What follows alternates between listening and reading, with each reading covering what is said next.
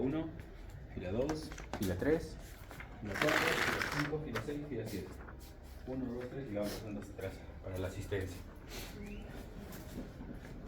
Ustedes fueron profesores, ¿a qué alumnos molestarían? ¿Los de adelante o los de atrás? Atrás. Los de atrás, ¿no es ¿Pongo cierto? tu nombre? Los primeritos que vamos a molestarlos hoy día. Esta es una clase de sexto año, ¿no es cierto? Así que, como de sexto año, los voy a tratar. O los trato como el primer año. No, no es cierto. O sea, hago rotaría. Pongo Nicole. Fila 2. Sí. ¿Quién es el especialista en informática para que vea cómo está ahí? Que era control, no sé qué. Windows más K. Windows más K. Windows. K. Windows K, ¿no? Ujú. ¿Qué ha pasado con los de atrás? ¿Ya te viste adelante? A ti te voy a pasar adelante. 1, 2, 3, 4. Si va a venir un compañero más tarde, que lo dudo. 1, 2, 3, 4, 5, 6, 7.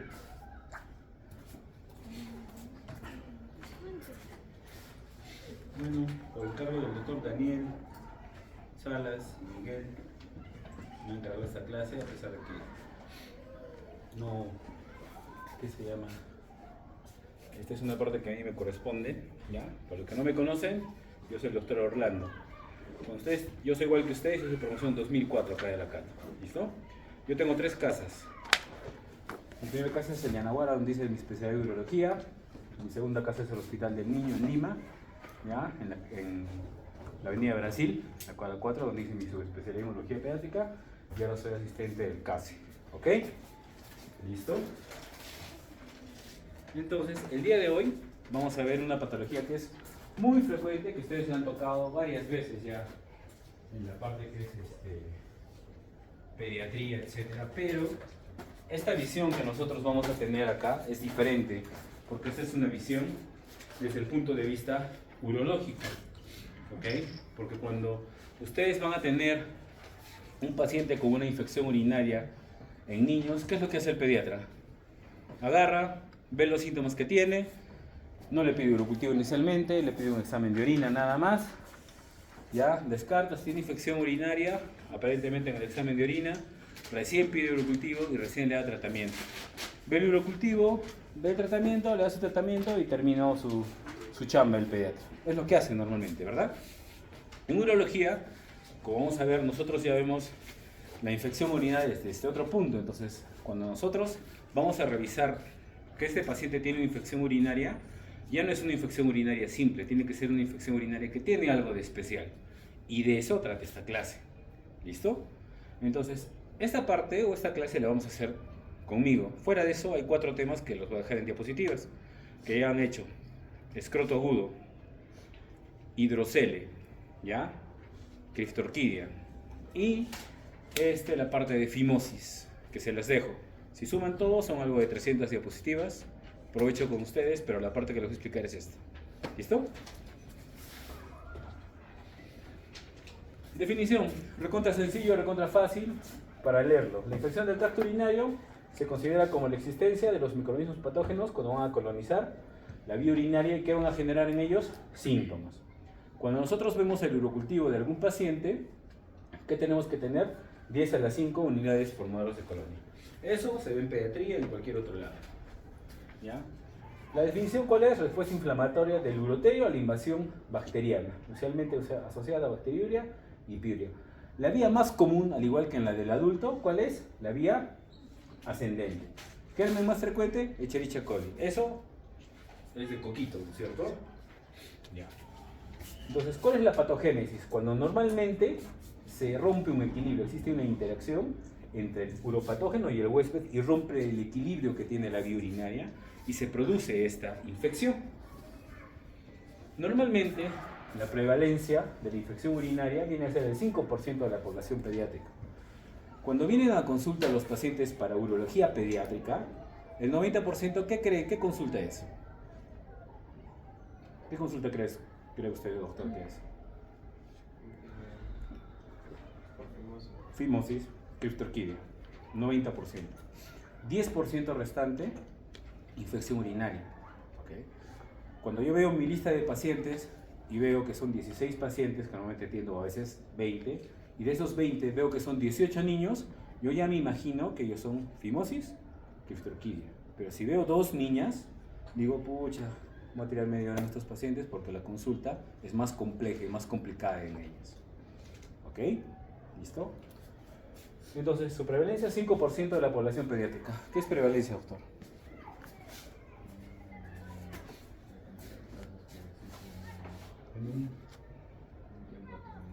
En un tiempo determinado.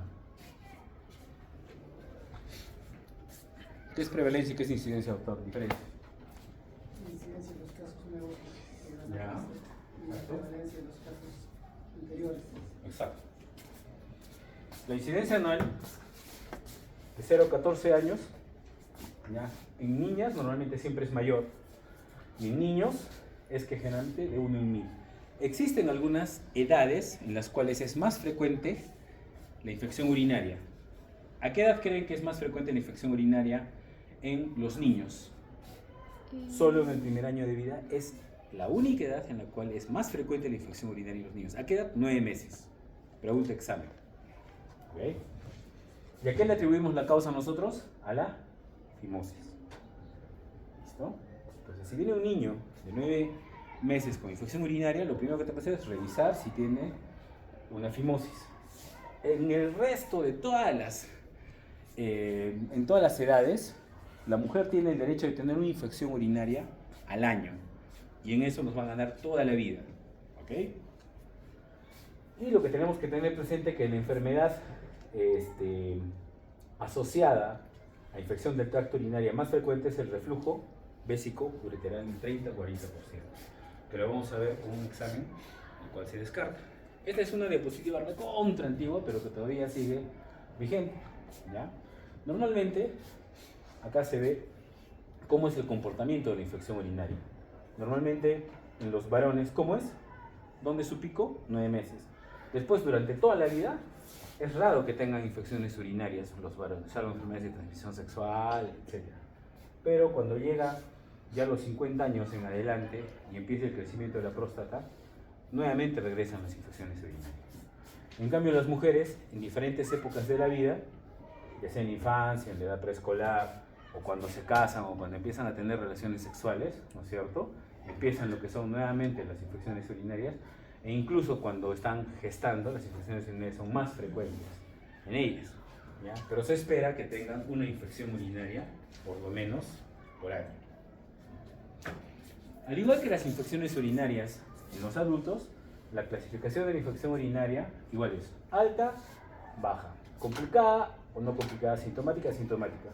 Si yo digo que es una infección urinaria de frente en un varón, ¿será una infección complicada o no complicada? Complicado. De frente tiene la definición de infección urinaria complicada solo por el hecho de ser varón. ¿Okay? Y generalmente, ¿cuáles son más sintomáticas? ¿Las altas o las bajas? Ya sé. O ambas son sintomáticas. La baja, el paciente se queja, disuria. Y la alta, el paciente tiene escalofríos, fiebre, ¿no es cierto? Si nosotros vemos más sintomática desde el punto de vista urinario, ¿cuál es más sintomática? La baja. Pero si nosotros hablamos de síntomas generales, ¿cuál es más sintomática? La alta. ¿Okay? Simple o severa, que se va a ver por algunos factores que van a tener. Y primera infección versus segunda infección o versus recurrencia, que acá viene recién el trabajo del urólogo. Entonces, normalmente, a nosotros no nos van a buscar, pues, doctor, tiene fiebre, vómitos, ¿ya? Y lo llevan por emergencia. ¿Quién lo va a ver primero? El pediatra. Descarta una infección. Pasan 2-3 meses, vuelve a ser infección. O otra vez urocultivo, le dan tratamiento, pasa, vuelve a ser infección, ya van 3 infecciones. Entonces, nosotros hablamos de recurrencia cuando presentan 2 o más infecciones en un periodo de 6 a 3 meses y recién nosotros entramos a tallar porque nosotros tenemos que buscar la causa que está provocando la infección urinaria en nuestros pacientes. ¿Ok? Después existe la infección no resuelta en la cual el paciente sigue con un urocultivo positivo, persistencia bacteriana que todavía tienen en el examen de orina todavía persiste con la presencia de leucocitos, y la reinfección, que es cuando a un paciente se le ha pedido un urocultivo, termina su tratamiento, se le pide nuevamente el urocultivo después de 3 días de haber terminado su infección urinaria, sale negativo, ¿ya? Pasa una semana o 2 semanas y nuevamente el paciente presenta síntomas con urocultivo positivo, el paciente presenta una reinfección. Hasta ahí no hay diferencia con lo que hacen en clases de pediatría, ¿no es cierto? ¿Ya?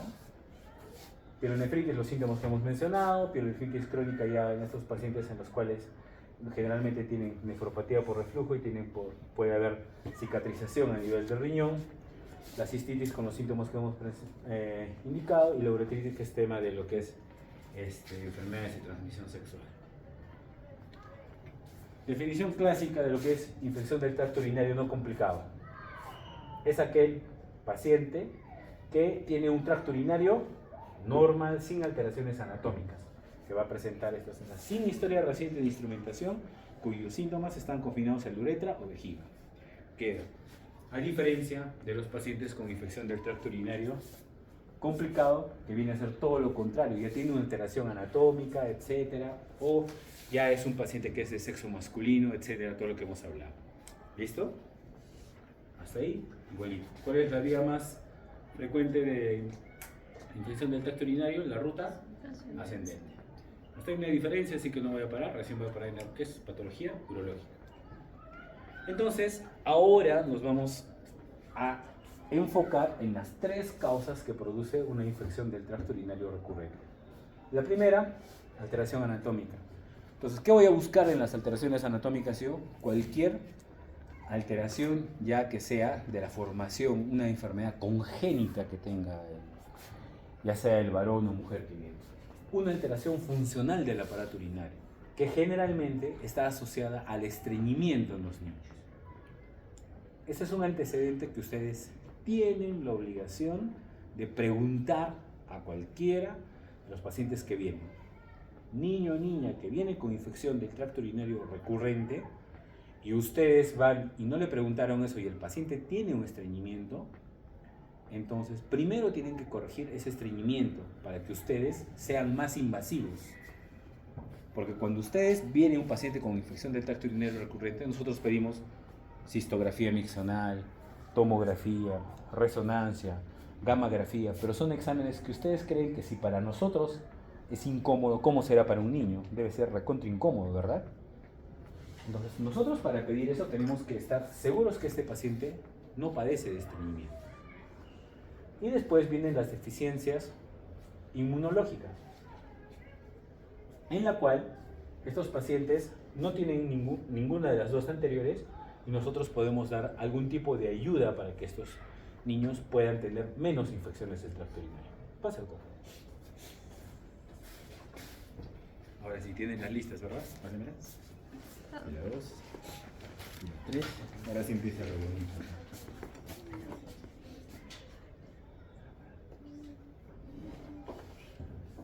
Entonces, existen esas condiciones de riesgo que van a producir la elevación de riesgo para tener infecciones del tracto urinario.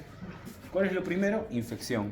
Dentro de esas infecciones, dentro de esas obstrucciones, nosotros, ¿qué es lo que vamos a tener?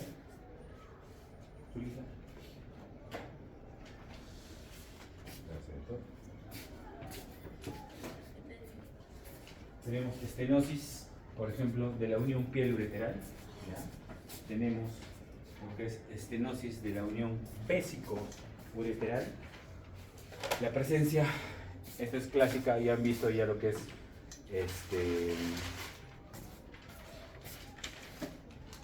ya vieron lo que son cálculos. ¿Cuáles son los cálculos que producen desdoblamiento de la ureasa? ¿Usted que llegó así? ¿Cuáles son? Son 3.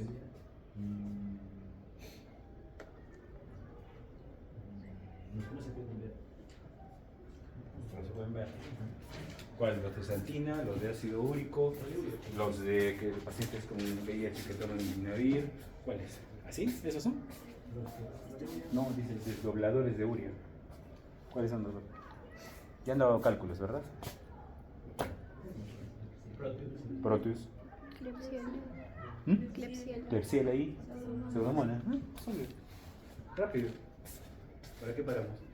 Anomalías congénitas del tracto urinario, pacientes que usan catéteres, ya sea sonda, etc. Y los pacientes con diabetes que producen necrosis papilar renal, pacientes con mielomeningocele. ¿Qué es lo que va a producir el mielomeningocele en estos pacientes? Vejiga neurogénica, porque la vejiga viene de la inervación de la región sacra, de las últimas lumbares. Entonces, como tienen alteraciones en ese lugar, produce vejiga neurogénica y son pacientes que tienen tendencia a la infección urinaria. ¿Okay? Diabetes mellitus por lo mismo, produce una vejiga neurogénica a la larga, pero generalmente si hablamos de niños, ¿de qué tipo de diabetes mellitus estamos hablando? Tipo 1, es más, tiene más complicaciones. Y el embarazo es los que están pequeños. Hasta ahí no hay diferencia con lo otro, no pasa nada, ¿no es cierto? Existen algunos factores que van a producir la defensa del huésped, ¿ya? Porque a nivel de la uretra pueden ir avanzando a ese nivel, ¿listo? ¿Ya? Produce colonización y algunos factores genéticos que están comprometidos, y como vamos a ver al final se puede dar el uso de lo que son vacunas, entre comillas, que son cepas de Escherichia coli atenuadas en pacientes en los cuales se ha descartado las dos alteraciones. Y dentro de estos factores también de defensa del huésped tenemos lo que es el esmegma. El esmegma normalmente cuando está dentro, el esmegma es la secreción que producimos los varones, ¿verdad? ¿No es cierto? Cuando está dentro, ese esmegma está estéril, pero si sale y nosotros no limpiamos ese esmegma, puede producir la presencia de infecciones urinarias o la presencia de infecciones locales como balanitis que van a estar. Y otra cosa muy importante que tienen que grabar es este porcentaje. El 95% de niños con ictus febril son no circuncidados, ¿no? Y 10 a 20 veces existe el incremento de incidencia de ictus en niños que son no circuncidados, pero eso no es una condición para que se indique la circuncisión a todos. ¿En qué caso nosotros le haríamos una circuncisión a un niño que tiene infección urinaria? Sí, ya lo dije. Recurrencia es 1, y cuando tenga que edad 9 meses. ¿Sí? ¿Exacto? Si tiene 12 meses, tiene 3 años. Sí, claro, pasa, doctor. Gracias.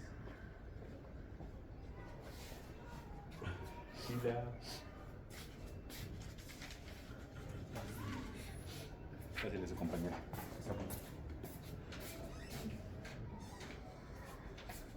Entonces, en esos pacientes indicamos la presencia de circuncisión, porque como van a ver en las diapositivas que les voy a dejar, la circuncisión generalmente se hace solamente en niños en los cuales controlan esfínteres. ¿Listo? Y no tienen, o tienen algún factor de riesgo como infección del tracto urinario que ha mencionado su compañero.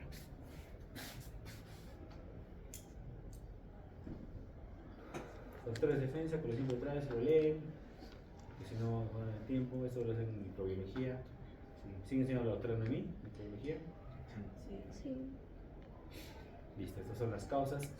Y algo muy importante acá, la toma de muestras en el examen de orina, que es muy importante, que siempre preguntan eso. ¿Ya? Yo siempre pongo una pregunta a veces de esto, o les va a venir en el examen, ya sea ahora creo que hagan examen para internado, examen para el CERU, examen para todo.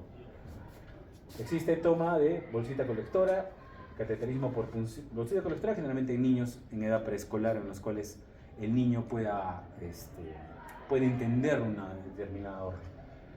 El cateterismo, y en niños en los cuales no pueden, no pueden ya realizar ese procedimiento, y en los pacientes neonatos se hace la punción suprapúbica, pero generalmente al igual que el adulto, el chorro medio es uno de los métodos para recolectar la orina más fácilmente. Acá me he equivocado, lo que es la bolsita colectora es la que colocan en los niños que son más pequeños, ¿no es cierto? Para que la orina, colecte la orina y eso se manda al laboratorio. Normalmente cuando uno ve la presencia de leucocitos, para que sean positivos tiene que ser de 5 a 8 por campo, y existen en los niños la presencia de otros hallazgos laboratoriales, los cuales me va a indicar la presencia de una probable infección urinaria. Porque ¿cuál es el gol estándar para el diagnóstico de infección urinaria? El urocultivo. Esterasa leucocitaria y nitritos, y todos ellos hablan de probabilidad de infección en el tracto urinario. Diagnóstico de ictus por urocultivo, que son generalmente estas 3, Cuando ha habido micción limpia o chorro intermedio, más de 10 a la 5, por cateterismo mayor de 10 a la 4, y por punción suprapúbica basta 1 o menos de 10.000 para realizar el diagnóstico de lo que es una infección del tracto urinario. ¿Hasta ahí alguna diferencia? Ninguna, todo sigue igual. Todavía no hemos llegado a la parte de urología. Es igualito que pediatría. En general, resumen, niños menores de 1 año, ¿cuáles son los síntomas que van a producir? Síntomas generales. ¿Cómo va el niño en emergencia? Náuseas, vómitos, incluso hasta puede tener diarrea. ¿Y qué hace el pediatra? Desfocaliza. ¿Qué cosa ve? Síntomas de garganta, son gastrointestinales o son de la vía urinaria. Es lo que tiene que hacer, pero generalmente son síntomas muy generales. A medida que va creciendo el niño, cada vez son síntomas más relacionados a la vía urinaria. ¿Listo? Recién ya vienen los síntomas que se van a relacionar a la vía urinaria. Esos en los niños mayores de 2 años. Acá ya más o menos vamos entrando a lo que es la parte que sí a mí me importa, lo que es la urología pediátrica. Entonces, tenemos que hacer una historia, ver si tiene antecedentes de cálculos, estrechez o tumores. Estos antecedentes, ¿cómo los sacamos? Generalmente, ¿qué se hace en las mamás cuando están gestando? 2 ecografías, ¿no es cierto? La ecografía morfológica y la ecografía cromosómica, ¿sí? En la cual se van a detectar algunos problemas que pueden haber en la vía urinaria, fuera de los otros lugares, ¿no? Normalmente hidronefrosis, que puede indicar que está pasando algo en la vía urinaria. ¿Listo? Y que también pueden estar asociados a vejiga neurogénica al diagnosticar una espina bífida en eso. ¿Listo? O la presencia de cualquier otra infección, diabetes, etcétera, que puede estar desarrollándose. Eso facilita. Ahora viene acá esto. Entonces, existen algunos exámenes de laboratorio, bueno, imagenológicos, los cuales me van a ayudar a mí para realizar el diagnóstico de algunas enfermedades. La radiografía simple me ayuda, sí, por ejemplo en la presencia de cálculos que se ven o no se van a ver, que se pueden ver, pero la presencia de cálculos generalmente es frecuente en los niños, rara vez. ¿Y cuál es el cálculo más frecuente en los niños que se va a presentar? ¿Cuál creen? ¿Lo dejamos para el examen? ¿Sí? ¿Cuál cree que es, doctor? Cálculo más frecuente en los niños. Oxalato de calcio. ¿Alguien me dice otra?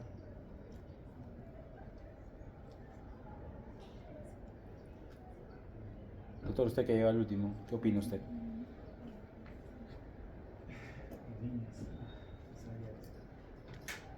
Es el oxalato de calcio. La respuesta. ¿Y el segundo?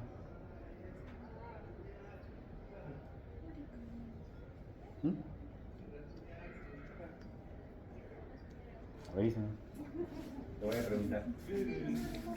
¿Cuál es, Sebastián? Tú sabes. La exposición vimos. Después tenemos la tomografía y acá vemos lo que es el radiorenograma. Ustedes saben ya interpretar radiograma. Existen 2 tipos de radiorenograma que me va a ayudar para ver la función, ¿ya?, renal del paciente. Uno es el DMCA y el otro es el DPTA. El DMCA es para ver la presencia de cicatrices renales. Generalmente esto se pide en pacientes para ver si es que hace la presencia de cicatrices renales en pacientes que tienen el antecedente de haber tenido infecciones del tracto urinario, de preferencia febriles. ¿Y qué hace esto? Se inyecta un radionucleótido y en el cual me va a dar estas imágenes. Normalmente debería verse de esta manera, y si nosotros vemos espacios en blanco, lo cual no capta el radionucleótido, nos habla que son cicatrices renales, que es parénquima que ya no está funcionando. ¿Ok? Ese es uno. Y después tenemos el DPTA y el MAP3, en el cual nosotros vamos a ver si en la vía urinaria existe la presencia de una obstrucción o no existe la presencia de obstrucción. ¿Cómo así yo me voy a dar cuenta que existe o no la presencia de obstrucción en la vía urinaria? Mediante un gráfico. Normalmente se administra el radionucleótido llega hacia el riñón, y después de haber llegado al riñón, nosotros administramos furosemida. ¿Qué hace la furosemida? Hace que se orine más, ¿no es cierto? Porque la furosemida, ¿qué tipo de diurético es, doctor? ¿Un tipo qué? ¿De qué? ¿Diurético de qué? Diurético de ácido, ¿cierto? Cuyo mecanismo de acción es... Doctor, ¿cuál es el mecanismo de acción de los diuréticos de ácido? ¿Con qué se importe trabajo? ¿El nivel de dónde? ¿De qué parte? ¿Cómo, chicos? Sodio, potasio, cloro, ¿no es cierto? Okay, a nivel de las agencias, ¿o no? Sí, esa es clase de sexto año, ¿ok? Ustedes saben eso. Entonces, la furosemida me provoca que el riñón produzca mayor cantidad de orina. ¿Y qué pasa con la orina? Sale del riñón junto con el radionucleótido y se elimina. Ese es un riñón normal que no tiene la presencia de obstrucción. Pero ¿qué pasa si está obstruido la salida? ¿Saldrá esa orina? ¿Qué pasa con esa curva? ¿Hacia dónde se baja? Hacia arriba, porque la orina se sigue acumulando. ¿Ok? Entonces yo veo la gráfica, este es de un riñón normal y este es de un riñón con obstrucción. Entonces, ¿qué hago yo? Le pido la tomografía me indica que existe dilatación de la vía urinaria, pero yo pedir el radiorenograma con DPTA, ¿ya? Si está la curva hacia arriba, eso quiere decir que existe una obstrucción de la vía urinaria. Entonces, si yo tengo en la gráfica la presencia de una hidronefrosis, ¿dónde estará la obstrucción?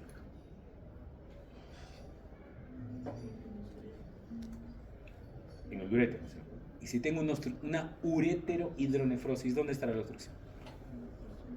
En la unión entre urétero y vejiga, ¿sí? Es lógica, no hay más. ¿Sí o no? ¿O alguien se ha perdido? ¿Sí? ¿Seguros? Porque después viene, terminando esto, hay preguntas tipo examen, que ustedes lo van a responder y van a sentar y ustedes van a leer y van a decir esto es por esto sí, por algo yo estoy explicando, ¿ok? No hay preguntas, chévere. Listo. Entonces viene el Eurotem, se pide la gamografía para ver con DPTA si existe una obstrucción y queda. Después existe lo que es la cistoscopía. De rutina normalmente no se hace. Varios han visto hacer cistoscopía acá, ¿verdad? ¿Sí o no? La cistoscopía es un procedimiento en el cual mediante un fierro que tiene un lente, yo entro en el paciente adulto, él está consciente, entro y veo la vía urinaria in vivo hasta la vejiga, ¿ya? Para ver si me ayuda. Pero en los niños no es del todo rutinario porque al niño, como es niño, tú tienes que sedarlo. Y si es necesario, recién vas a usar tú lo que es la cistoscopía. ¿Ok? Entonces, acá viene recién la parte que corresponde a urología pediátrica. Todo lo anterior es algo que se comparte con el pediatra de lo que son generalidades. Acá nosotros vamos a ver 3 de esas cosas. Y esta parte nuevamente, ¿quién lo ve? El gastroenterólogo pediatra. ¿Okay? Vamos a ver el flujo vesicoureteral. Vamos a ver lo que es la obstrucción urinaria, que va a haber unas patologías como es estenosis pieloureteral, la presencia de ureterocele. Y vamos a agarrar parte de lo que hizo el doctor Miguel en la clase de lo que son congénitas. Un poco habló de eso, de una ley, etcétera, que la vamos a repetir rápidamente. Disfunción mixonal y estreñimiento. ¿Listo? Ahora sí viene lo que me corresponde a mí. Entonces, ¿qué es el reflujo vesicoureteral? Es el flujo retrógrado de la vejiga hacia el urétero, ¿no? Este es un reflujo vesicoureteral, como vamos a ver, puede ser de primer a segundo grado, y este es un reflujo vesicoureteral de quinto grado, en el cual existe deformidad de lo que es la vía urinaria. ¿Cómo nosotros llegamos al diagnóstico de reflujo vesicoureteral? Mediante un examen que se llama cistografía miccional, ¿okay? Que es muy diferente a una uretrocistografía. El diagnóstico ese es el gol estándar. Para este examen, ¿ustedes qué creen? ¿El niño tiene que estar despierto o dormido? Despierto, así como ustedes ahora, ¿ven? Despierto. Se coloca una sonda y por esa sonda se coloca sustancia de contraste. Y se empiezan a tomar placas. Y la sustancia de contraste pasa de la vejiga hacia los riñones si es que existe esta presencia de este reflujo. Nunca se hace sedado. ¿Ok? Existen generalmente dos tipos, primario y secundario. Primario o congénito, en el cual no existe alguna causa aparente. Entonces, normalmente, lo voy a explicar rápidamente mejor en el gráfico, ya ustedes ven esto. Cuando viene el uréter pasa el músculo. ¿Cómo se llama este músculo de la vejiga? El detrusor. Entonces, si la desembocadura viene inmediatamente, apenas está el detrusor y sale, generalmente este uréter no tiene ningún mecanismo antirreflujo para que se produzca. Y este paciente tiene mucha tendencia. Pero si este uréter tiene un trayecto submucoso dentro de la vejiga, ¿ya?, y llega más hacia el trígono vesical, como vamos a ver acá, cada vez es menos probable la presencia de reflujo, más por un mecanismo anatómico. ¿Okay? Y acá existen algunas zonas, la zona craneal, estas letras, la zona normalmente en donde es raro que exista el reflujo, y la zona caudal. Entonces, mientras más la desembocadura del uréter llegue hacia la zona que está del trígono, existe menos probabilidad de reflujo. ¿Por qué motivo? Porque existe un túnel submucoso. Esta relación entre la desembocadura del túnel submucoso, ¿ya?, y el uréter generalmente tiene que ser de 6 a 1. El uréter tiene que estar por lo menos 6 veces en el tracto para que tenga un mecanismo antirreflujo. Y si viene un paciente con reflujo vesicoureteral que necesita cirugía, ¿qué es lo que hace el urólogo? Nosotros fabricamos el túnel submucoso en esa proporción. Vemos el uréter, planteas y fabricas, como vamos a verlo después.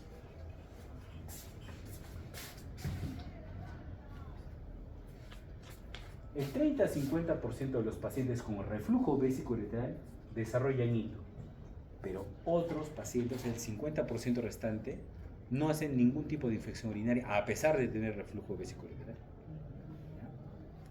Menos del 1% de recién nacidos normales e infantes. ¿En quiénes es más frecuente el reflujo vesicoureteral? En los niños, recuerden más. Y en lo que son infantes y en niñas es mayor este reflujo vesicoureteral. Y el reflujo vesicoureteral disminuye con el paso del tiempo. ¿Por qué? Porque ese túnel que vimos acá, que desemboca en el uréter, que está cerca al trígono vesical, con el crecimiento del paciente va avanzando hacia la zona de que es del trígono vesical.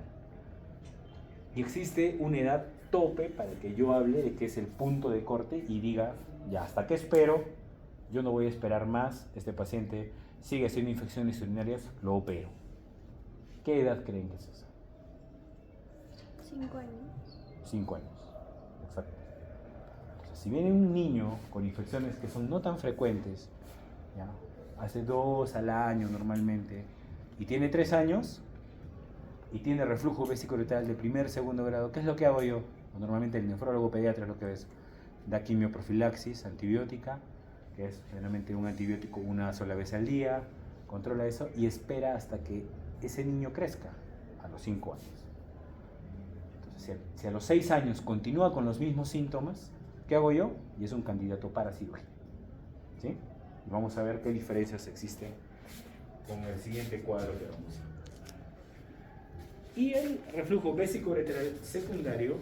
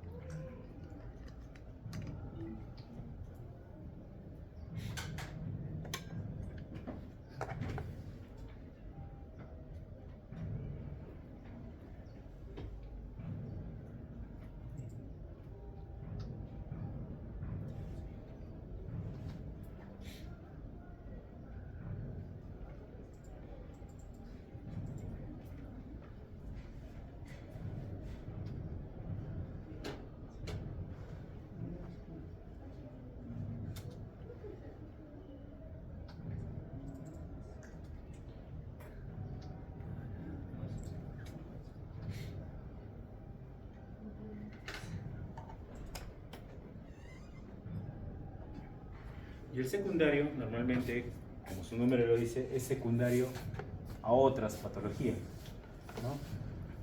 Uropatía obstructiva, como vamos a ver, válvulas de uretra posterior, que es lo que nosotros vamos a revisar, vejiga neurogénica, disfunción vesical o mixonal, entre los cuales también el estreñimiento produce lo que es el reflujo vésico-uretral.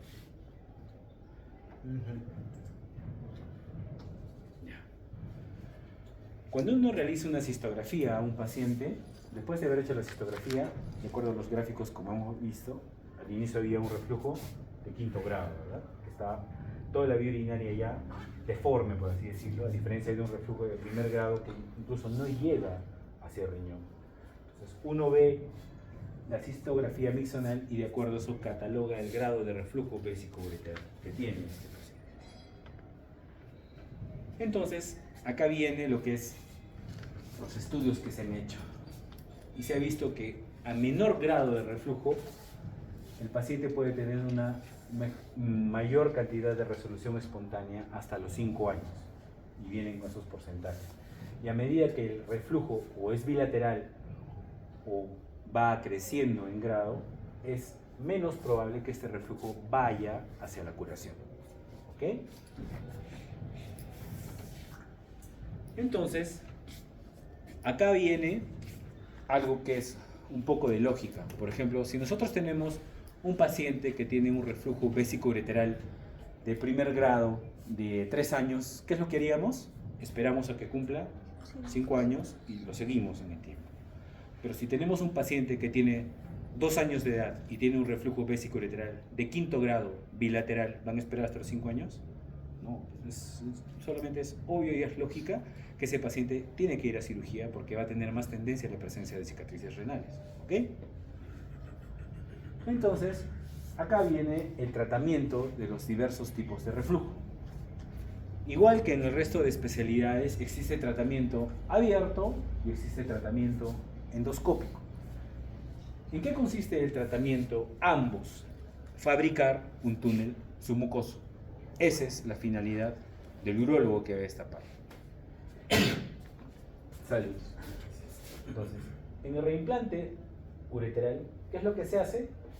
Se libera el uréter, ¿ya? Con una técnica que eso no les corresponde a ustedes, le corresponde al residente, al que va a ser especialista.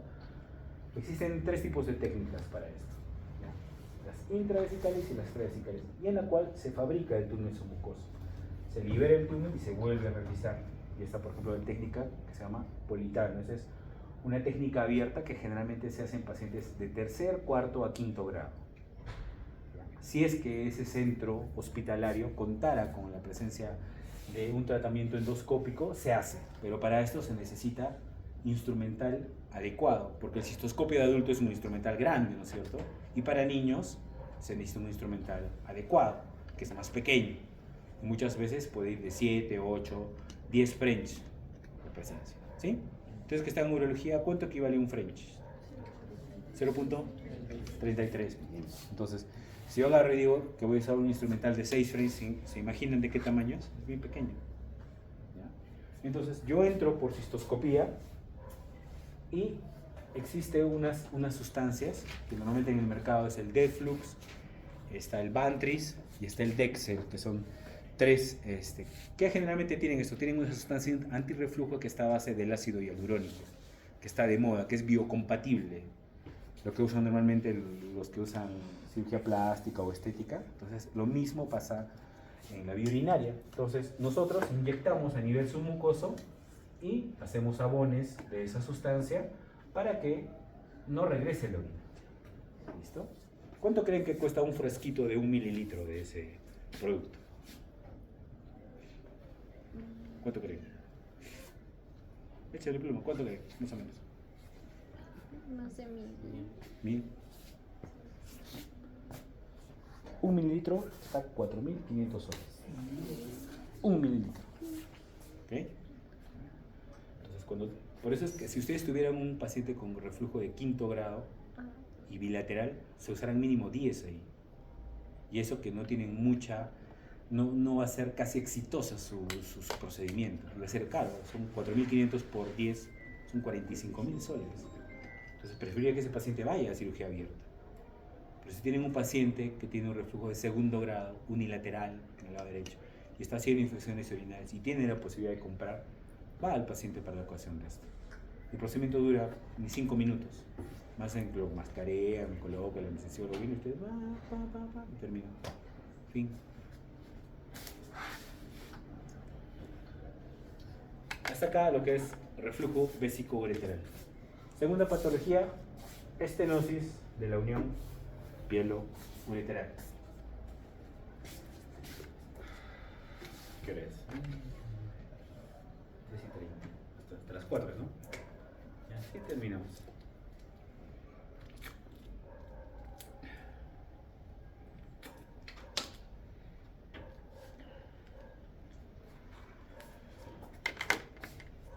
Causa más frecuente de uropatía obstructiva alta. Recuerden eso, ¿ok? Porque en el examen, así como el doctor Daniel le gusta preguntar casos clínicos, igual soy yo. Yo no les voy a poner cuál es la causa, les voy a describir un caso clínico.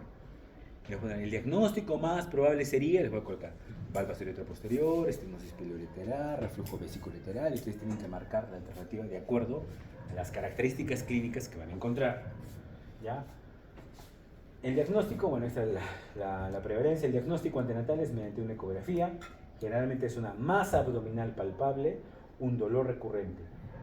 Generalmente esto de dolor recurrente, generalmente es en los pacientes que son más grandes, se quejan de dolor lumbar. Y la masa abdominal palpable es en los pacientes que son más pequeños. ¿Okay? ¿Y cuáles son los síntomas? Infección del tracto urinario recurrente, puede haber hematuria. En estos pacientes, en algunos es asintomático y rara vez es bilateral. Existen dos tipos o dos probables causas de estenosis de la unión pieloureteral: intrínseca y extrínseca. Intrínseca viene a ser cuando existe una alteración de las mismas fibras que van a producir cuando sale la presencia de ¿qué se llama? En la unión uretero-pélvica, o incremento del colágeno o alteración de la peristalsis que va a provocar que exista una obstrucción a este nivel. Esas son las partes intrínsecas. Y nosotros tenemos lo que es la parte extrínseca, eso quiere decir la parte que está fuera del riñón. Y existen tres alteraciones. Vaso aberrante, cuando existe un vaso que atraviesa la unión uretero-pélvico, produce una estenosis a ese nivel, llega hacia ahí. Puede haber una fibrosis periureteral a ese nivel y lo que es el uréter retrocavo. ¿Cómo es el uréter retrocavo? Que la cava pasa por delante del uréter y produce esa estenosis. ¿Sí?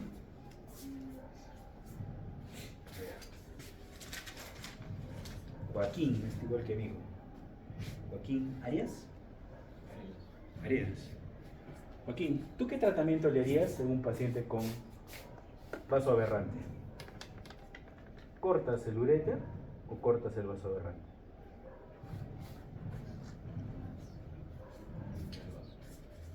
La arteria, la cortas. Primero Clampas y sentas, y después que vuelves a anastomosar la arteria. pero eso es aberrante. Pues no por eso. ¿Qué harías en ese caso? La arteria. Doctora. En mis grupos no le pregunto porque ya les hemos estado todo el... ¿Usted qué haría, doctora? ¿Qué cortaría? ¿O le saca el riñón de frente? Alternativa A, sacar el riñón. Alternativa B, corto la arteria para que puedas pasar la orina. O corto el uréter y anastomoso el uréter para que todo sea igual. ¿Qué hago? O sea, corto el uréter y anastomoso. A ver, doctora, usted, que está detrás de Sebastián. Acá, ¿qué hago? Primero, la cava. ¿Quién forma la cava? ¿Quién forma la cava? Sí, ¿por quién está formada la cava? Los vasos. Las venas ilíacas, ya, ok. Esa es la cava inferior. ¿Y la cava superior? Formada por...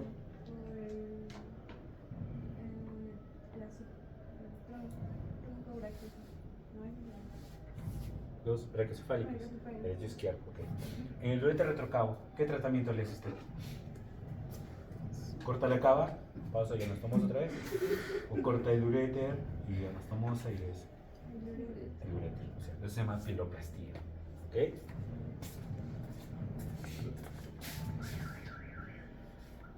Y entonces se ve eso. Entonces, en la estenosis piloureteral, ¿cómo yo llego al diagnóstico? Le pido una ecografía, ya sea la que tiene cuando la mamá está gestando, ¿ya? Que me va a indicar que el paciente, ¿qué tendrá en la ecografía? ¿Hidronefrosis o uréterohidronefrosis? ¿Qué tiene? Hidronefrosis, exacto, muy bien. Le pido adicionalmente una cistografía. ¿Por qué? Porque normalmente existe un reflujo vésico-ureteral asociado en el 25 a 30% de los casos. Como el caso clínico que vimos del pequeño, con usted, ¿no es cierto? Uno de 2 años, que era familiar del colega médico, que estaba pendiente de todo eso. Ya se va a operar pronto, ya se hizo todo eso. Lo confirma lo que dice la literatura. Entonces tú te guías y dices, ya, tengo que tomar la ecografía, y es historia. ¿Cierto? Y le pido un renograma diurético, con DPTA, con DMCA. Con DPTA porque tengo que ver obstrucción. Okay. Entonces, ¿esta qué curva es? Curva normal o anormal. Normal. Esta es curva anormal. ¿Y esta de acá qué es? Ahí está pues. ¿Ah? Fácil, ¿no? ¿Qué es la del medio?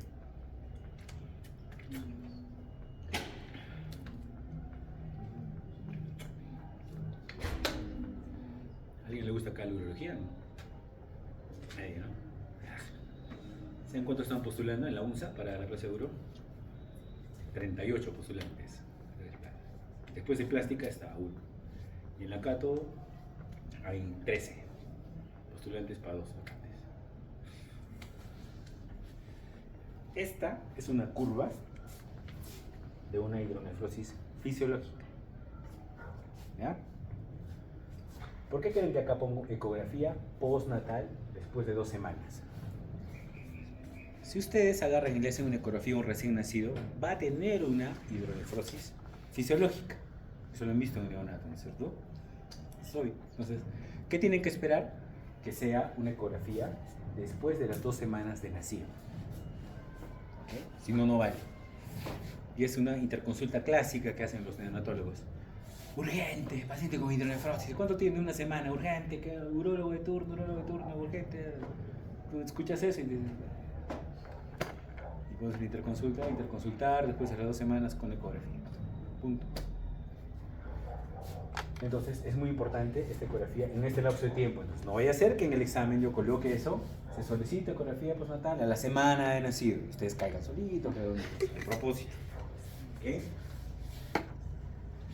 Entonces, ¿cuál es el tratamiento de elección en estenosis piloureteral? La piloplastía. Ese es el nombre de la técnica, ya sea abierta, ya sea laparoscópica. En el uréter retrocavo, igual. En el vaso aberrante, igual, ¿no es cierto? ¿Por qué no cortamos el vaso? Porque ese vaso irriga el riñón. Si ustedes cortan ese vaso, va a producir una necrosis renal. Después de la piloplastía existen otro tipo de tratamientos que es la ureterocálicostomía. ¿En qué consiste? Ya no haces una piloplastía, sino de frente anastomosas el uréter hacia los cálices. ¿Ok? Fin de estenosis piloureteral, ureterocele. Esta parte ya han hecho esta clase parte con el doctor Miguel, no hay problema. ¿Qué es el ureterocele? Dilatación quística del uréter submucoso. Acá. ¿Más frecuente en quiénes? Mujeres. ¿En quiénes era más frecuente el reflujo vésico-ureteral? ¿Varones, mujeres? Recién nacidos, varones. ¿Ok? El ureterocele es más frecuente en mujeres, 6 o 1. Asociado a doble sistema piloureteral en niños. Normalmente existe 2 pilones. El pilón superior y es esto.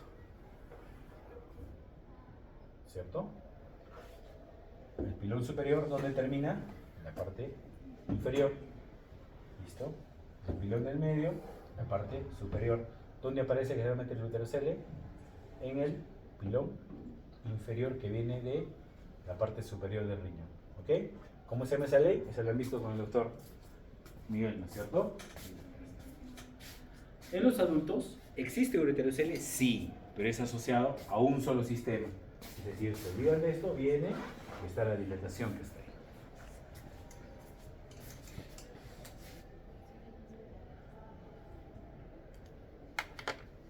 60% de veces está relacionado al meato ureteral ectópico. ¿Por qué se llama meato ureteral ectópico? ¿Recuerdan el gráfico de reflujo vesicoureteral?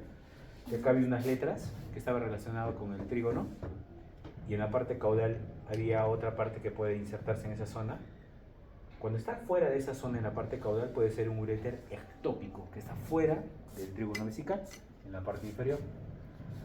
Se detecta normalmente por ecografía porque existe una dilatación a este nivel. Y en los pacientes que son adultos, cuando ustedes le piden una urografía escritora, da un signo que es clásico, que es en cabeza de cobra. También pregunta examen. Y se asocia a infección del tracto urinario. ¿Ya? ¿Algún voluntario para qué? ¿Quién quiere ser imagenólogo? Que le gusta imaginarse las cosas. ¿Ah? ¿Quién quiere ser? A ver, ¿a quién no he molestado? ¿A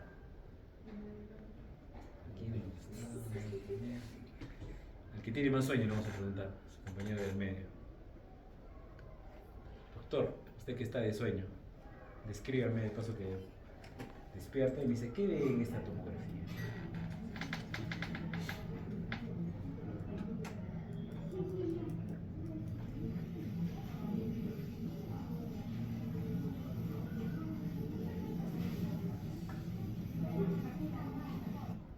¿Cuál es su nombre, doctor? Usted que tiene bastante sueño. ¿John? Doctor Estila. ¿Sí, no? ¿Qué es John? ¿Qué ves John ahí? Acá te veo la otra toma. Clínico quirúrgico, ¿qué quieres ser tú? Cualquiera, ya. Imaginólogo entonces. ¿Qué ves ahí? Te pongo la primera.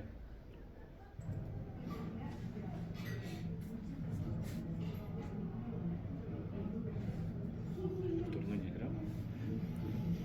¿Qué ven?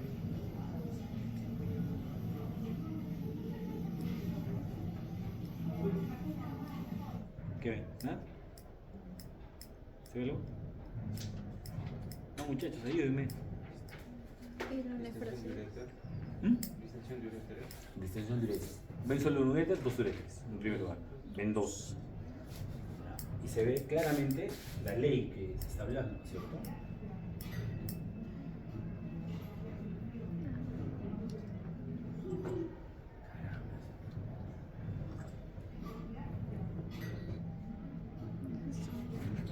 Está todo el uréter rechoncho acá, ¿cierto? Ustedes se dan cuenta que termina una bolsa. ¿Qué es esta bolsa? Es el ureterocele. Imagenólogos, imagínense. ¿Ya? ¿Ya? Y si sigo, ¿dónde va ese pilón? Entonces, si es ureterocele, ¿a qué parte del riñón irá? Por la ley. Al pilón superior, porque ese debe estar en el inferior. Aparentemente, claro, parece que está en el superior, pero si yo encuentro un ureterocele en un niño, tengo que asumir que es un doble sistema y que ese va a ir al pilón superior arriba. Pero eso está abajo. Y lo van a seguir. Miren dónde va. Caramba. Pero lo raro en este paciente es que antes de llegar hace como un bucle y se mete. ¿Van a ver? Miren. Me hace un bucle y se mete al pilón arriba. ¿Sí? ¿Ya? El ureterocele que está acá, la dilatación que se ve en la mano. Entonces, ¿se cumple esa ley? Que se cumple. ¿Listo? ¿Cuál era la estenosis pilovital? Causa más frecuente de uropatía alta. ¿En mujeres, en varones era la estenosis pilovital? Retroceder. en varones, ¿es cierto? Ujú. Ureterocele, causa más frecuente de uropatía obstructiva baja en niñas. ¿Qué significa eso? Que es una niña que no puede orinar, ¿ya? Y eso me pasó a mí. Y un día tenía 2 meses de fellow ahí en el hospital del niño. Y llega en emergencia una niña que no podía orinar. Y estaba así, le construía una cosa ahí, imagina, y no podía orinar. Me agarra y todos, ya me voy al urólogo. Entonces me llaman a mí porque estaba de retén todos los días, ¿ya? Más mis 8 guardias. Entonces yo llego y digo, ¿qué está? ¿No? Y agarro, mire, y claro, agarré, traté de reducir, le puse una sonda, orinó acá. Y solo le tomé una foto. Entonces después voy donde mi tutor, agarro y le digo, oh, ¿sabe qué me ha venido esta paciente? Le digo, le muestro la foto y me dice, ¿cómo sabes esa huevada? Me dice, es un secoureterocele. ¿Qué pasa? El secoureterocele, o sea, el ureterocele es la dilatación quística que se ve, ¿sí? Pero el secoureterocele es cuando esa dilatación sigue creciendo y llega hacia la uretra y se protruye por la uretra. Cambia de nombre, se llama secoureterocele. Entonces, ¿cuál es la causa más frecuente de uropatía obstructiva baja en niñas? El secoureterocele. ¿Ok? El 50% de veces se asocia a reflujo vésico ureteral, eso es muy importante, y el 25% se asocia a un reflujo contralateral. ¿En qué me ayuda el radiograma? También para ver si existe o no la presencia de obstrucción.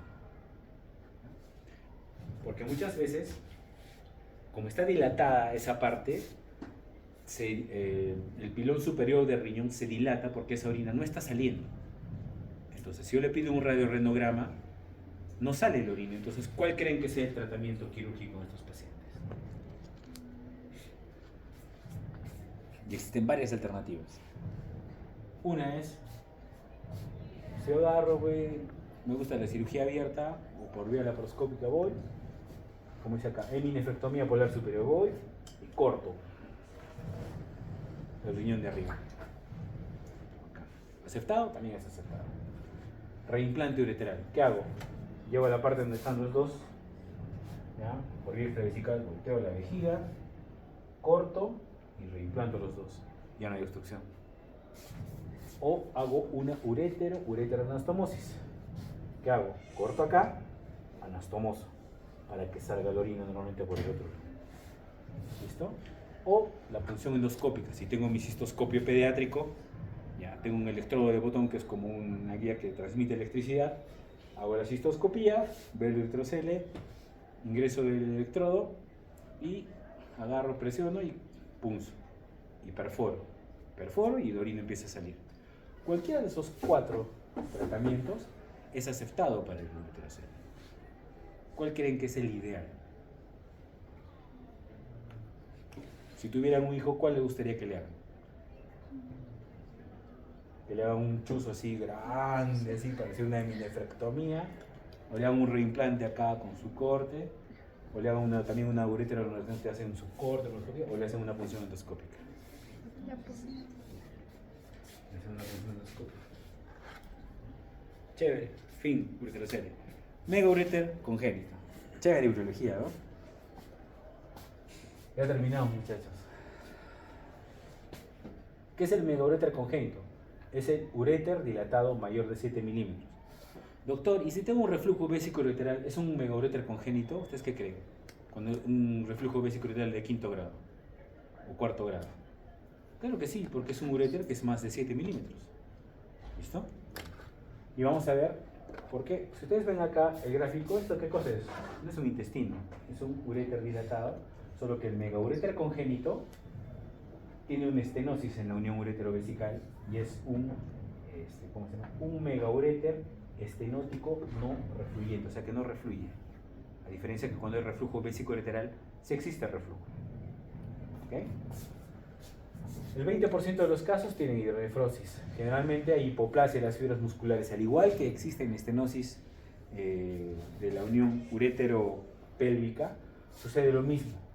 existe alteración en el colágeno, hay un segmento dinámico y eso hace que haya estenosis y se acumule toda la orina en la parte de atrás que va a estar del uretra. ¿Cómo hago el diagnóstico? Al igual que el ureterocele o la estenosis de la unión pielo-uretral, una ecografía antenatal o un uretero. ¿Pero qué voy a ver en esa ecografía? Una uretero-hidronefrosis, a diferencia de los otros. En la estenosis de la unión pielo-uretral, ¿qué cosa existe? Es una hidronefrosis. Megaureter congénito, uretero-hidronefrosis. ¿Okay? Normalmente tengo que hacerle una cistografía miccional, sí, para descartar que sea un reflujo, porque el megaureter, que es refluyente, o sea que hay reflujo, también es parte de megaureter. ¿Okay? Para eso es importante pedir la cistografía miccional. ¿Y es importante pedir el radiograma isotópico, MAC3 o con DPTA? Sí, porque eso va a indicar la presencia, si existe o no, obstrucción a ese nivel. ¿Y cuál creen que es el tratamiento si existe una obstrucción a ese nivel de la unión uretero-vesical? Lógica. ¿Cuál es? ¿Qué harían?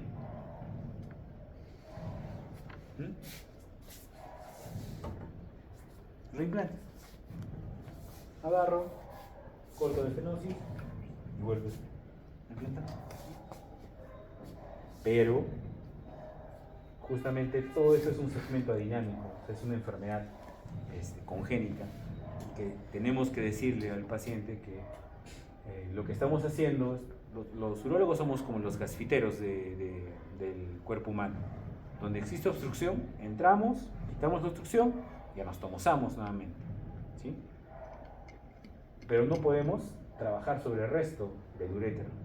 Y hemos visto en la etiopatogenia que la causa es que existen segmentos adinámicos, alteración en el colágeno, etc. Y lo más probable es que este paciente a la larga igual va a terminar en enfermedad renal crónica. Y eso tenemos que decírselo al paciente. Y al hacerle reimplante, esa parte estamos alargando nada más que tenga un mejor tiempo de calidad de vida ese paciente. ¿Listo? Fin. Ahora viene valvas de uretra posterior. ¿Qué son las valvas de uretra posterior? El repliegue de la mucosa de la uretra posterior, como se dice, y es más frecuente en ¿quiénes? Niños.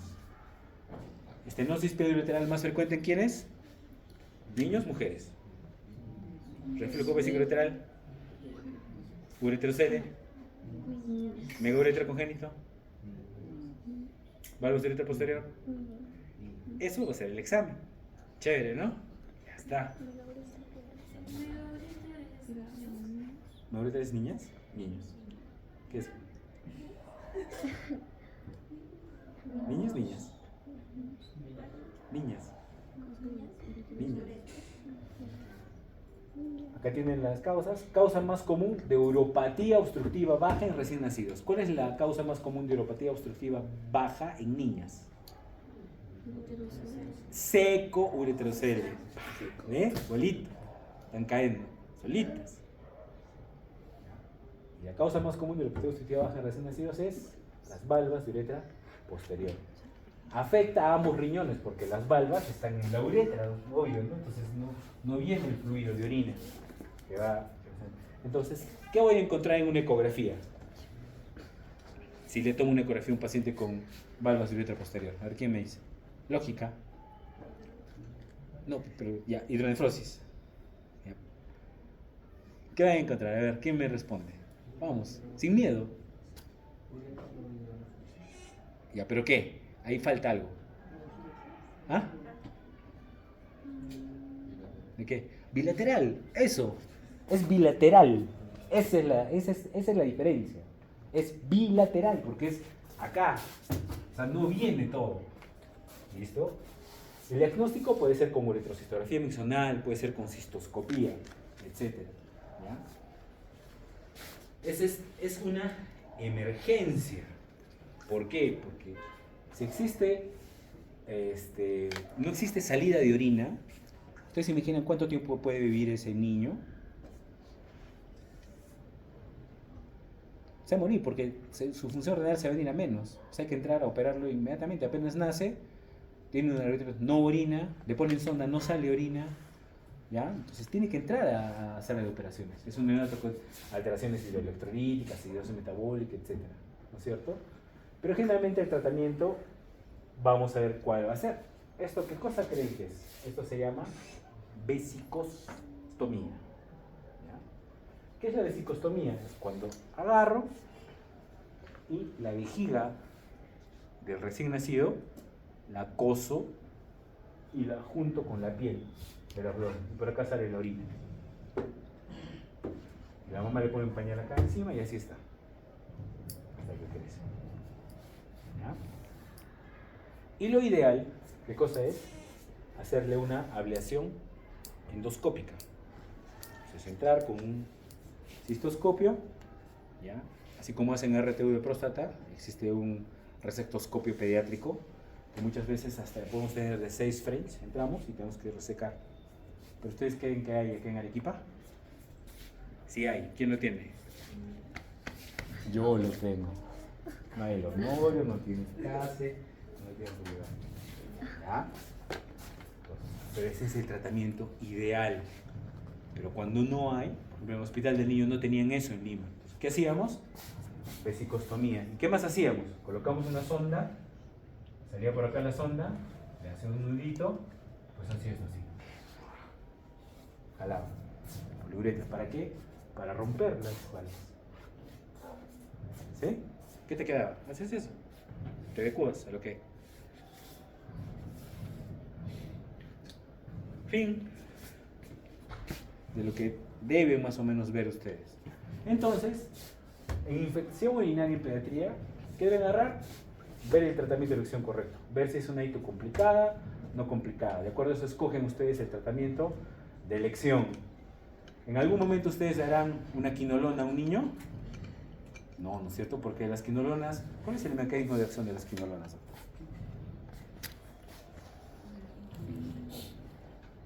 ¿Por qué no se dan quinolonas en los niños? ¿Ah? ¿Qué? ¿Por qué no se dan quinolonas? ¿Qué producen en los niños? Es ruptura del telón de Aquiles. No, una ruptura. Tiene que ver con el crecimiento, en algo. En los... Vamos, ¿quién? Muchachos. Pues los núcleos de crecimiento tienen que ver, por eso no se da. ¿Y cuál es el mecanismo de acción de las quinolonas? Vamos. ¿Cuál es su unidad? ¿Qué? Ninguna subida con la DNA quirasa. ¿Cierto? Ya.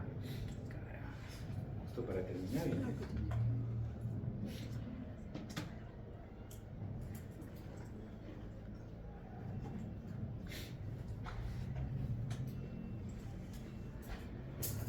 Ya, entonces lo que tenemos que ver es, mientras esto se hace, tenemos que evaluar qué patología, descartar qué problema congénito puede tener ese paciente. ¿Ya? Y lo importante en esto es, muchas veces nosotros en los niños trataremos o no trataremos una bacteriuria asintomática.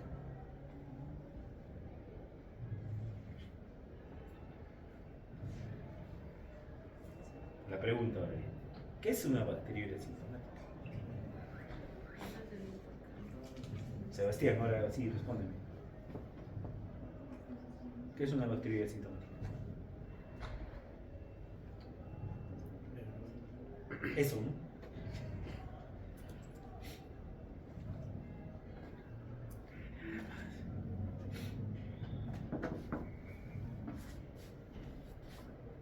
Ya.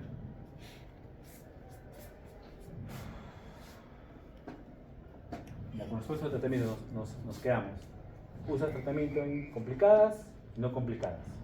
Tienes que evaluar los problemas congénitos que tengan. En los niños generalmente no se trata las bacterias asintomáticas. ¿Qué es la bacteria asintomática? Cultivo positivo sin síntomas, ¿no es cierto? ¿Ya? ¿En quiénes tratamos la bacteria asintomática? Embarazadas, procedimientos urológicos, trasplante, pero en niños no. ¿Ok? Y tenemos que siempre con nuestras guías hacer el tratamiento.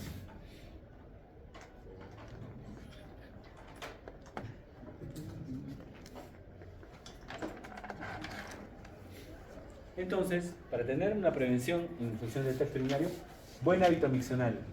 Ahora está de moda, ¿qué cosa? Los celulares, los niños con tablets. Agarran, están jugando y se olvidan de orinar. ¿Produce infección urinaria? Sí, produce infección urinaria. Evitar estreñimiento. Evitar la colonización local. Limpiar el esmegma. Siempre se indica, están contraindicados los ejercicios, pero sí se limpia el esmegma todos los días, así como nos limpiamos todos los varones todos los días, ¿sí o no, doctor? Hoy día se limpia usted, ¿no es cierto? Por supuesto, doctor. ¿Se realiza circuncisión en los niños? ¿Sí o no? No se realiza, pero ¿se realiza en quiénes? En los niños que tengan infección urinaria. ¿A qué edad? 9 meses. ¿Los arándanos ayudan? ¿Han visto propaganda de los arándanos, no? Come arándanos, no te va a ayudar para infección urinaria. ¿Ayudan? Yo me doy el trabajo de revisar. Ya, metaanálisis, no sirven para nada. ¿Okay? Lactancia materna. ¿Ya? Los cranberry, no sirven. Viene listo ahora. Lactancia materna, ¿ayuda? Sí, ayuda. ¿Inmunoestimulantes ayudan? Sí, y solo hay uno que ayuda. Pero esto, normalmente, ustedes... los inmunomoduladores. ¿En quiénes doy inmunomodulador? Cuando viene un niño con infección del tracto urinario recurrente, yo le he pedido tomografía, no tiene nada. Le he pedido cistografía, no tiene reflujo. Le he pedido gamografía, no tiene cicatrices, no tiene obstrucción en la vía urinaria, tiene histoscopía normal, no es estreñido y sigue haciendo infección urinaria. Ya he descartado todo. ¿Recuerdan al inicio les dije? Vamos a descartar congénitas, vamos a descartar estreñimiento. No me queda nada, ¿qué hago? Inmunomoduladores. ¿Cuál es el único que ayuda a disminuir la cantidad de infecciones urinarias? Urobaxón, con ese nombre está. Tiene un principio activo que tiene 18 cepas de Escherichia coli, atenuadas. Previene. ¿En quiénes uso? En los niños que son mayores de 4 años, porque no tiene presentación en jarabe, no tiene presentación, sino en tabletas. ¿Okay? ¿Y cómo es la manera de dar? 3 meses seguidos durante todos los días, y el cuarto, quinto y sexto mes, los 10 primeros días, por 6 meses. Y dice, señora, hemos estudiado de todo con su pequeño o pequeña, sigue con infecciones urinarias, va a tomar esto. Esto no es que le va a curar las infecciones, le va a ayudar a disminuirlas. ¿Okay? Pero está más o menos el tratamiento, 250 a 300 dólares mensuales, pero le va a ayudar para que no haga cicatrices renales. ¿Listo? Conclusiones. La recurrencia de ictus en niños es producida mayormente por alteraciones funcionales y anatómicas, correcto, ¿no es cierto? En ausencia de alteraciones anatómicas o funcionales puede haber un déficit de factor inmunológico, sí, a los cuales le vamos a dar ¿qué? Urobaxón. No es propaganda, no hay otro. Se pónganse a revisar, no hay otro. El tratamiento con antibióticos ha creado resistencia y profilaxis y deben usarse en casos seleccionados. Si no tiene dinero ese paciente y lo único que nos queda es antibiótico, ¿qué le da? Antibiótico profilaxis. ¿Ya? La tercera o cuarta parte de la dosis se da una sola vez al día. ¿Ya? Listo. Hasta ahí va. Chum. ¿Quién responde?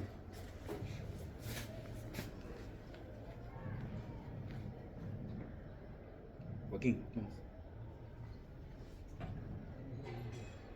Léela y respóndeme por qué no la ve. ¿Por qué no la ve? Vamos. Léela.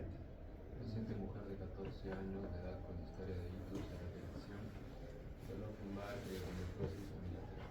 El diagnóstico más probable es estenosis, pliegue ureteral unilateral, valvas de uretra posterior, reflujo vesículo-ureteral unilateral, ureterocele unilateral y ureter congénito unilateral. ¿Cuál es?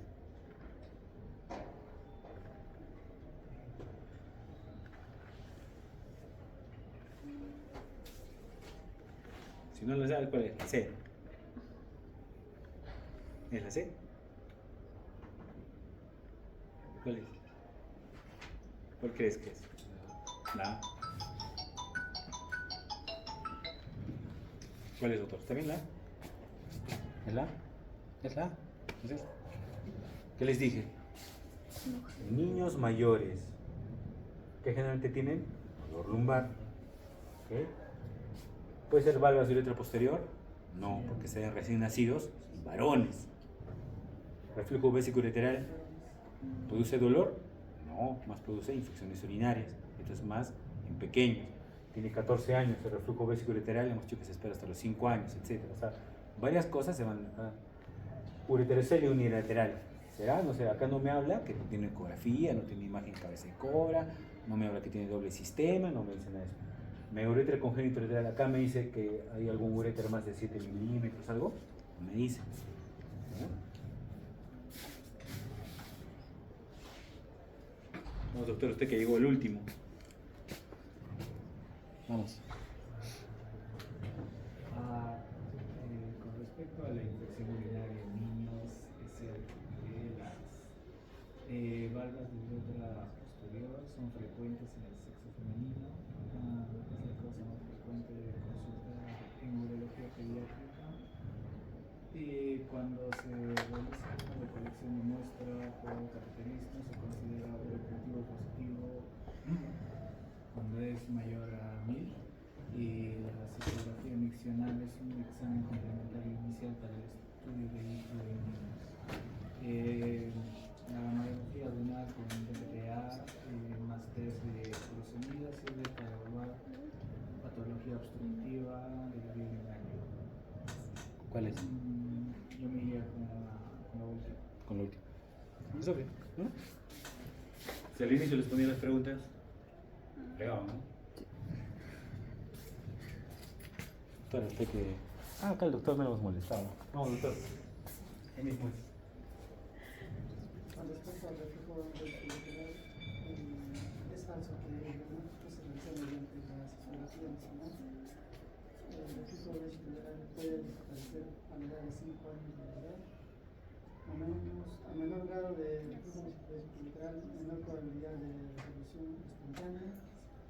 La vejiga neurogénica es una causa secundaria del reflujo. Una causa de reflujo primario es ureter intravesical corto o ausente. ¿Cuál es? La SEO. Obvio. ¿Ve? Fácil, ¿no? Ya, este es un regalo, ¿no? ¿Cuál es?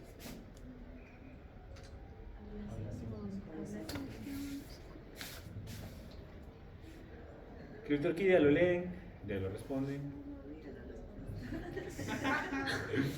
Fimosis, lo leen, la responden. Gracias. Listo, muchachos. Bien. Las tengo acá copiadas. Esta clase es muy similar a los de la San Marcos. Mi tutor en Lima era el tutor de biología. Yo le he corregido varias cosas a esa exposición, que es la misma. Los mismos puntos, acápites, algunas cosas que veamos.